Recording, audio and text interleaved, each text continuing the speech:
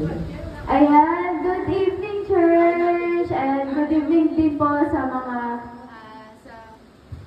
sa video po natin. Ayan. Ngayon po ay nasa 4th day na po tayo ng ating prayer and fasting. Pero gusto ko lamang po pasalamatan po ang Panginoon sa life po ng bawat isa na nasa pang-apat na araw na po tayo ng pag-aayuno or pagdinilay-nilay. So, ang magiging topic po natin ngayong araw is ang bandila or sa English ay the banner. Today po, let us all focus to our hearts and minds on the power of faith and the importance of unity in our prayer. So, may tanong lang po ako. Sa panahon po ba ng katagumpayan or success natin sa buhay, sino po yung itinataas po natin? Amen. Si God po. So, ayun po, since nandito nga po tayo sa fallen world, may sinulat po kami ng mga common worldly banner po. Kumbaga ito po yung mga wala po sa presensya ng Panginoon.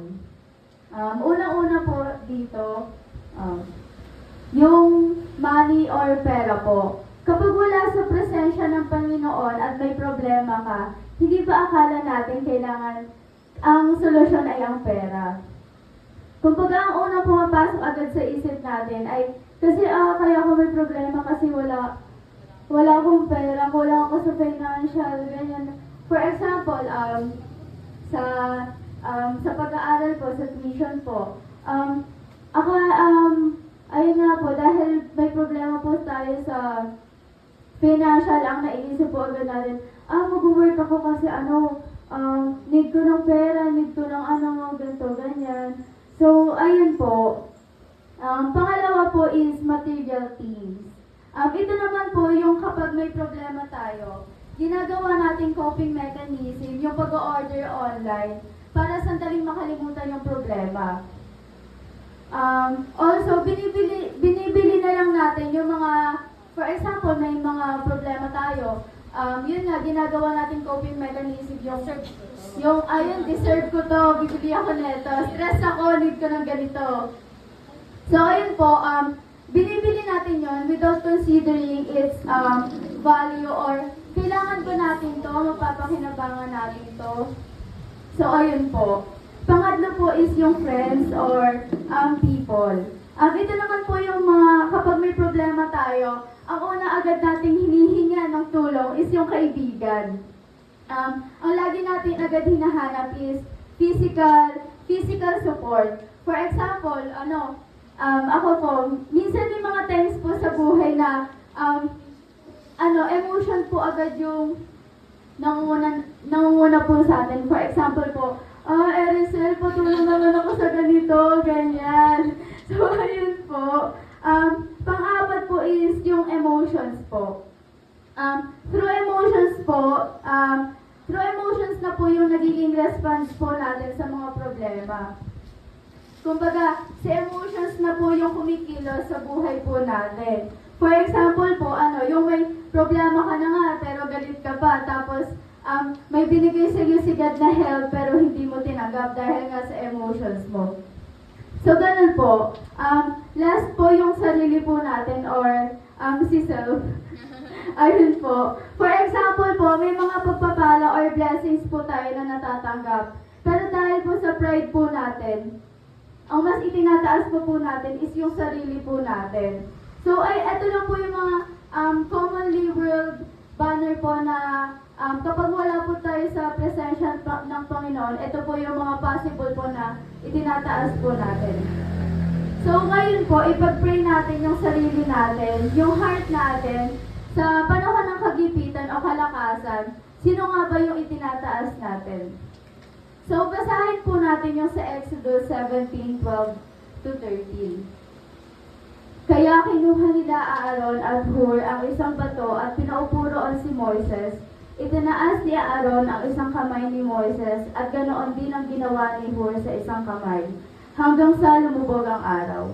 Kaya natalo nila Josue ang mga Amalekita.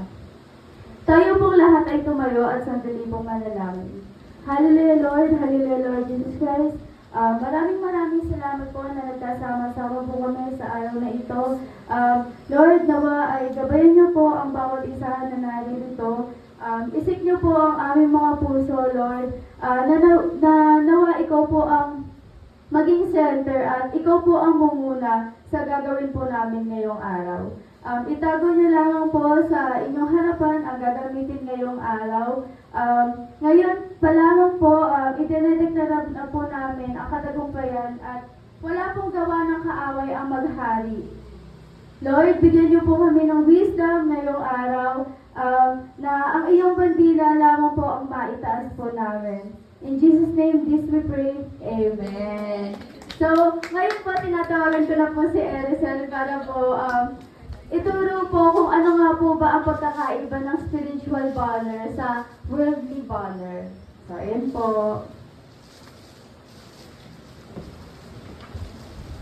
Ayun po, good evening po sa ating lahat at sa ating nanonood po sa ating video. So, a blessed evening po and tunay nga po na napaka-faithful at totoo po ng salita ng Diyos. So, let us study po yung Exodus chapter 17. So, in this evening po ay nasa day 4 na po tayo ng ating prayer and fasting po. So, palakpakan naman po natin ang ating mga sarili dahil po nakaabot po tayo sa day 4 po ng ating prayer and fasting. So, sabi dito, ano nga ba yung unang pumapasok sa isipan natin kapag napapakinggan natin yung salitang banner?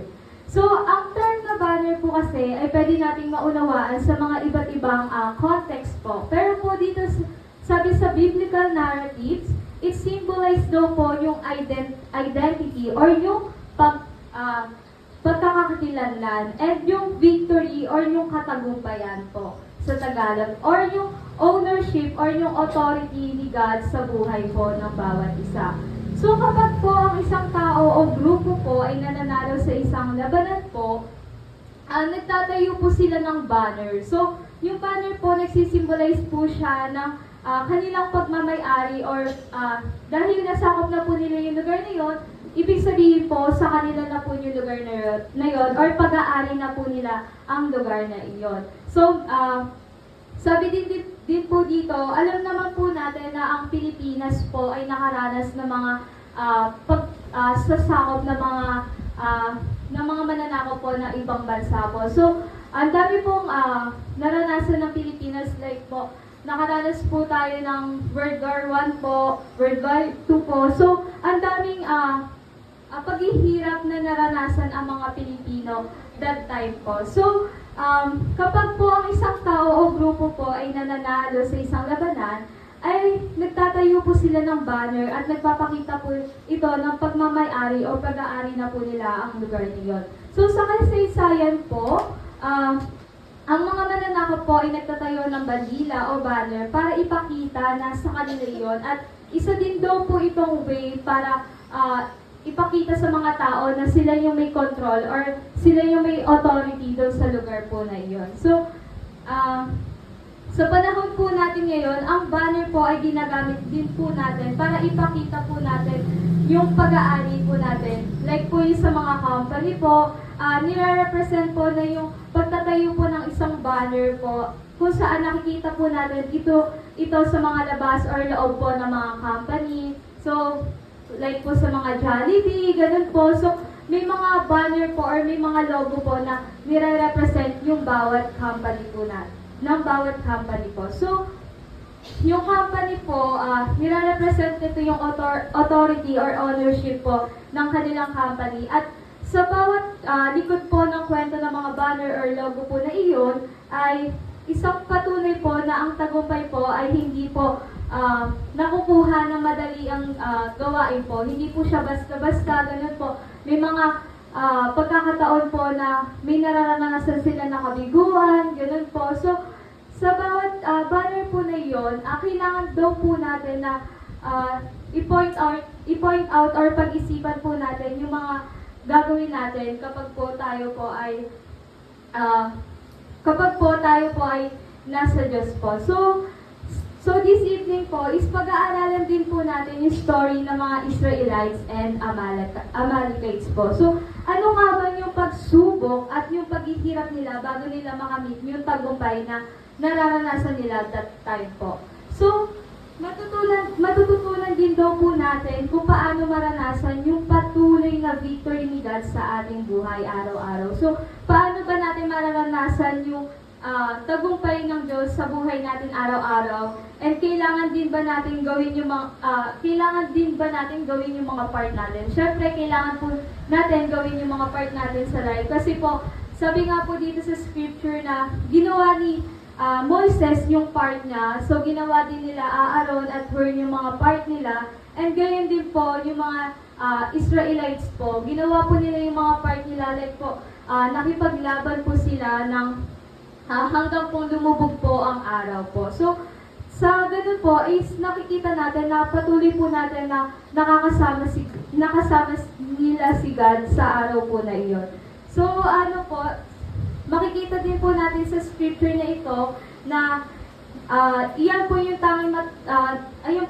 tanging matutunan natin at titignan natin kung habang binabasa po natin ito is yung mga Amalekites daw po kasi is isa siya sa mga descendants po ni Esau. Like po yung sinabi po ni Lola Joy kahapon po at pinoint out din po ni Lola Joy na iyon po yung descendants ni Esau. So nagre-represent po ito sa mga force or sa mga hukbo po ng laban, na nakikipaglaban sa mga Israelita po. So sa panahon po natin, kung i-imagine po natin na habang pupunta po tayo sa mga sa Israelites po, kung titingnan po natin yung story ng mga Israelites po, papunta po sila sa lupang pangako or yung the promised land po. So pagkatapos po nilang pumunta doon, kasi po bakit nga ba sila pupunta doon sa promised land? Kasi po ito po yung kaisa-isang pinangako po ng Panginoon sa mga Israelites na magkaroon po ng isang lupang pangako kung saan doon po sila maninirahan po. So ano po, ang promised land din po ay tinatawag po na isang good land. So ano nga ba yung good land? Yung good land po is yung magandang lupain. So bakit yung sinasabi na good land? Kasi po, ito po ay kasi po meron pong biyaya na nandoon sa lugar po na iyon. And tinatawag din po itong spacious land. Ibig sabihin po, pag sinabi po natin spacious is malawak po or malaki po yung lugar po na iyon or yung lupain po na iyon.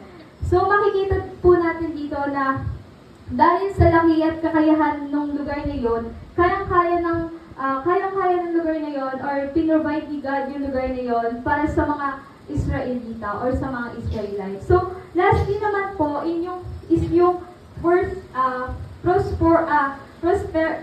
prosperous or maunlad po na lupain. Ibig sabihin po, dahil po ang lupain na yon na ipinagkaloob ng Panginoong Diyos po sa mga Israelites, doon po natin makikita yung kayamanan at kasaganahan ng likas na yaman po na nandoon sa lugar po na iyon. So, ang lupain po na iyon ay nagre-represent ng pangarap at pag-asa po para sa para po sa mabuting kinabukasan po ng mga Israelita. So dumating na po yung mga Amalekites at sinalakay na po ang mga Israelita at that time po sa lugar po ng Rephidim po. So tina-target, like nung sabi po kahapon po na pag-aralan din po natin na tinarget nila yung mga mahihina. Inuna nila yung mga mahihina. Doon sila pumunta sa likuran, doon po nila tinarget yung mahihina para po mabawasan po yung mga hukbo the time ng mga Israelita po. So bilang response po sa salaki na iyon, inutusan po ni Moises si Joshua po na pamunuan yung isang hukbo laban sa mga Amalekites habang siya po ay umakyat sa isang burol. So hanggang itinataas po ni Moises ang tungkod, ito po ay sumasagisag po ng authority and power po ni God. And ang mga Israelites po, habang tinataas po yung tungkod na yun, is nananaig po yung laban, which is nananalo po yung mga Israelite that time po. So, nang itinaas na ang kanyang mga kamay at naging isang makapangyarihang simbolo ng hope at pag-asa na nanggagaling sa ating Diyos. So, yung pagtaas ng kamay po ni Moises that time, ito po ay paghihingi ng pag-asa or pagre-remind sa mga Israelites na mayroong pag-asa na manggagaling sa ating Panginoon. So, nang siya po ay mapagod at ang kanyang mga kamay po ay nangalay, ang mga Amalekites po ay nagsimulang manalo. Ibig sabihin po, nangalay na po yung kamay ni Moises po, at mapapansin po na unting-unting na nanalo yung mga Amalekites. But, sabi po dito, na-highlight din po dito yung importance ng katatagan at kung meron kang support system. So, yung support system, ito po yung mga tutulong sa iyo, yung mga mag-help sa iyo para malutas yung isang bagay. So dito po, yung support system po na makikita natin dito is sila Aaron at si Hur po. So that time po, na-witness po nila Aaron at Hur po yung struggle po ni Moises habang po siyang nagpe-pray. So kaya po ay tinulungan po nila si Moises na itaas po yung tungkod kasi po kailangan po na manatili po na nakataas yung tungkod po para po ma-receive po nila yung victory na ninanais nila at ang nais ng Panginoon po. So sa huli po, ng labanan na iyon po or paghaharap po, pagkatapos po ng mahabang paghaharap ay ang Israelita po ay nagtagumpay po. So makikita din daw po natin dito sa scripture that victory did not come easy and victory would not come easy today. So, hindi madali na makuha or mapagtagumpayan po natin ang isang bagay. Kailangan daw po natin gawin ang ating part. So, may hirap po kasing gawin yung mga bagay na ninanais natin kung hindi tayo kikilos, kung hindi tayo mag-a-act. Like, magpe-pray tayo, maghihingi tayo ng guidance kay Lord, pero hindi tayo kumikilos. For example po, kailangan po natin na matapos yung isang gawain, like sa school po, gano'n, pero hindi ka po nag-a-act. Pero hindi mo po napapakita na sinusunod mo yung nais ng Panginoon sa buhay mo. So, kailangan po natin makita dito yung pagiging obedience ng isang tagapagsunod po ng ating Panginoon. So, makikita natin dito sa scripture po na tatandaan natin po na ginawa ni Jesus ang kanyang part nung ipinanganak po siya sa sabsaban. So, nabuhay din po siya ng 30 kalahating taon at pagkatapos po, ibinigay niya ang kanyang buhay sa pamamagitan ng pagkamatay niya po sa krus. So, si Jesus Christ po is binayaran niya po yung kasalanan natin, which is pinako po siya sa krus, which is ngayon po, nararanasan po natin yung katagumpayan or yung victory na natatamasa natin, which is hindi po tayo nakakausap po natin ng Panginoon, hindi po tayo napapalayo sa Kanya. Kasi po yung, sabi nga po na, ang kabayaran ng kasalanan is kamatayan. So, ang kamatayan po is, ibig sabihin po, is napapalayo tayo sa Ama or sa ating Panginoong Jesus. So, ayun po, sabi dito na binayaran ng Panginoon ang ating mga kasalanan na hindi natin kayang bayaran. So, sabi din po dito na yung forgiveness natin is nabigay sa atin ni Jesus Christ para kapalit po sa mga kasalanan. So, pagkatapos po niyon ay nabuhay po siyang muli para po patunayan na siya po ay tunay na ating tagapagligtas at ating Panginoon at ang ating Diyos po. So, si Jesus po ay pinatunayan niya po na yung victory na natatamasa natin ngayon ay na-enjoy natin. Napatunayan natin na nabubuhay tayo sa mundo na ito na na-enjoy natin yung life natin. Na-enjoy niyo po ba yung buhay na meron po kayo ngayon? Amen. So, kailangan po natin i-enjoy yung life na meron po tayo na naranasan natin ngayong panahon po. So, hindi po tayo nakikipaglaban sa mundong ito para po sa tagumpay ng ating kagustuhan. So, dapat po tayong lumaban sa mundong ito para po sa katagumpayan na meron tayo kasama ang ating Panginoon. So, kailangan po natin na lumaban sa mundong ito na kasama si God. Hindi natin siya ilalayo or kailangan natin siyang katabi sa bawat segundo ng buhay natin kapag nakakaranas po tayo ng mga challenges sa buhay po natin. So, like unity din po sa status natin. Remember po, isa rin po ito sa mga gift ni God para sa atin. So, ang tagumpay po ay isa sa ibinigay ng privilege sa taong nagtitiwala kay Jesus Christ. So, isa po itong pribilehiyo para sa mga nagtitiwala sa Panginoon. So, si Jesus Christ, kailangan natin siyang bigyan ng personal na time or personal na pagde-devotion or pakikipag-usap sa Kanya kasi mapapakita natin na kung paano tayo magpasalamat, kung paano natin siya kakausapin, and kung paano kapag hihingi tayo ng tulong sa Kanya. Kasi mahirap po na kapag hihingi ka ng tulong sa Panginoon pero hindi mo alam kung ano yung hihingin mong tulong kasi hindi mo masabi sa Panginoon yung tunay na hinihingi mo. So, si God kasi, hindi naman po siya madamot sa mga bagay na yon na bibigyan niya po sa atin yung mga, like yung sa answered prayer po natin, like, bibigyan niya naman po yung mga pinagpe-pray po natin, pero in a right time po, and in a right way po. So, kailangan lang po natin na magtiwala at maghintay po sa pangako ng Panginoon para po sa atin. So, paano ba natin mararanasan ang victory ni God sa bawat araw ng ating buhay? So, bago po iyan, ay minsan po nararanasan po natin na ang bilis na po ng panahon. Tama po ba? Parang nararanasan natin na parang lumilipas na lang ang panahon. Pero, kasi po nararanasan po natin yun. Kasi nakakalimutan na po natin mag-take a moment to reflect po sa mga spiritual banner po natin kung ano po ba yung kahalagahan po nito sa ating buhay. So, parang di po natin minsan napapahalagahan yung mga binibigay ni God sa buhay natin.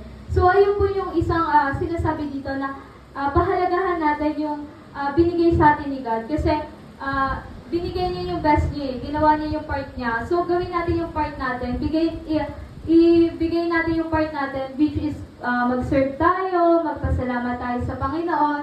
So, sa pagpili po ng spiritual banner, and like po sa pagpili po ng spiritual banner, kaysa po sa mga makamundong gawain na nasabi nga po ni Queenie kanina, na na-mention niyo po na madami tayong mga worldly banner, pero mas piliin natin yung spiritual banners. So, hindi lang po itong isang act ng personal na kagustuhan, hindi lang po ito sa kagustuhan natin, pero ito po ay isang commitment sa buhay po natin. Isa po siya sa lifestyle natin na dapat po natin unahin po yung inner growth or yung spiritual po natin na journey po sa life po natin. So, ang pagpapahalaga po nito is nagbibigay po sa atin ng liwanag or nagbibigay sa atin ng landas para magbigay po sa atin ng direksyon sa gitna po ng kaguluhan na nararanasan natin sa paligid po. So, hindi po ito, higit po rito is yung embracing the spiritual banner po, allow us na bumuo po ng katatagan sa harap po ng mga hamon. So, ang buhay po ay puno ng paghihirap.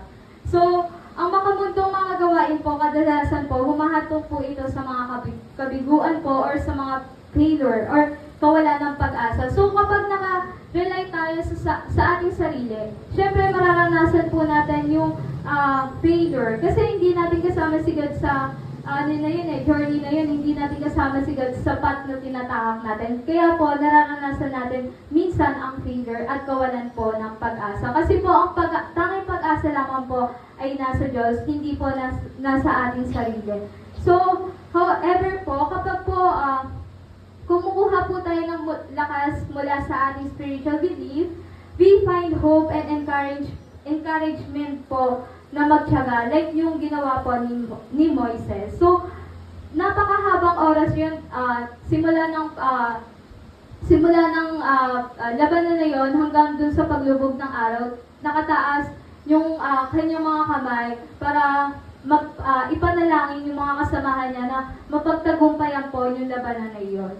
So, mahalaga po na paalalahanan natin yung isa't isa or yung sarili po natin na i-remind natin na maging maingat sa mga pagpili po. Siyempre po, madami pong ino-offer ang mundo ngayon. Madaming ino-offer ang kaaway sa atin. So, need lang po natin na maging wise or maging mapagpili sa mga bagay na yon. So, iwasan po natin yung panandali ang kasiyahan lamang po na inaalok sa atin ng mundong ito po. So, sa halip po, bigyan po natin ng time yung spiritual growth po natin.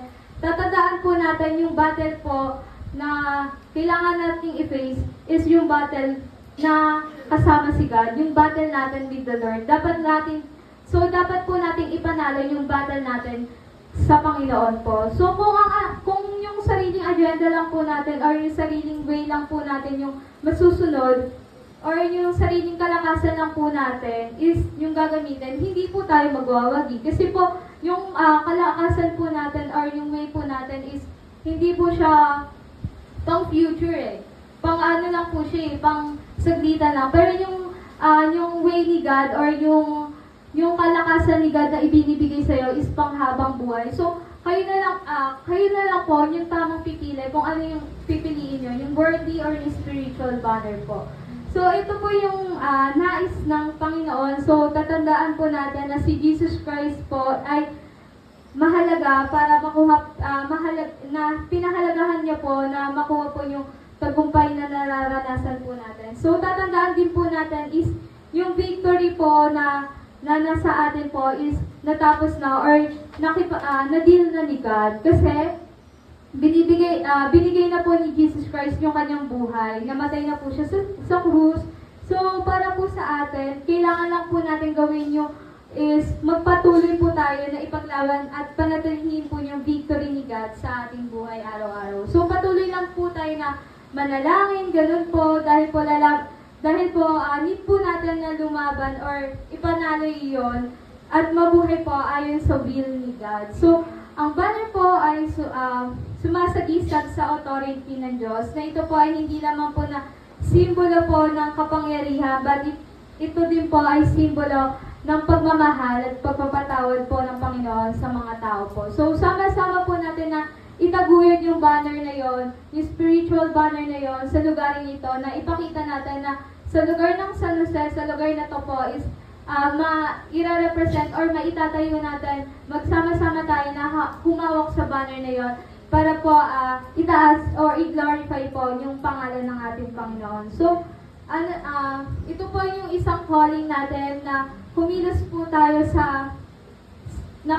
tayong lahat na i-encourage po natin yung bawat isa po at maging support system po natin yung bawat isa na sigat po yung dahil sa ganyan nakikipaglaban sa battle ng ating buhay, siya din yung magpapanalo at siya din yung lalaban para sa atin. So this 2025 po, God's perspective po yung ito din po yung habilin sa atin ng Panginoon sa atin na let's fight our enemies His way. Ito po ay hindi sa pamagitan ng ating sariling lakas, but sa pamamagitan lamang po ng Espiritu Santo po. So, ayun lamang po, tinatawagan ko po si Teacher V para po ipagpatuloy po ang ating gawain. So, ayun po, lagi lang po nating tatandaan na sa spiritual banner po is may victory, may hope at expectations po tayo na lahat ng battles natin, na lahat ng problems po natin sa buhay is mapagtatagumpayan po natin yon with the help of God po. However, sa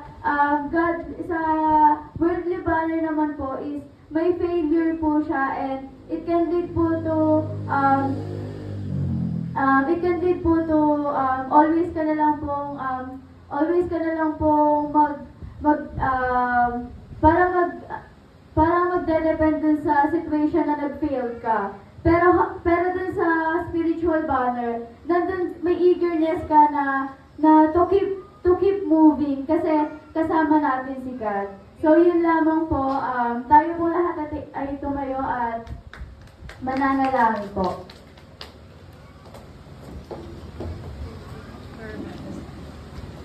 Ayun po, iyuko po natin ang ating ulo, Panginoon. Hallelujah, Jesus' name, hallelujah, so God. Maraming salamat po sa araw na ito, Panginoon, na ipinakaloob mo po sa bawat isa, Panginoon.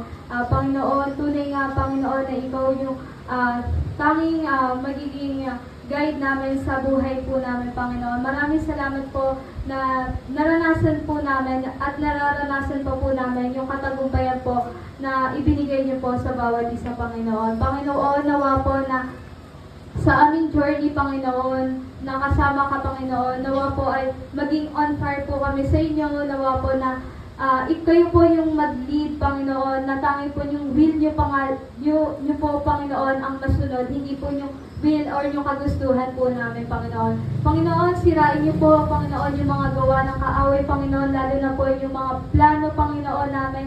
Sirain niyo po, Panginoon, nawa po yung plano niyo po ang masunod, Panginoon. Nawa po yung aming pinagpe-pray, Panginoon, nawa po ay itinataas po namin ito sa ngalan niyo, Panginoon, nawa po ito ay maging answered prayer someday, Panginoon.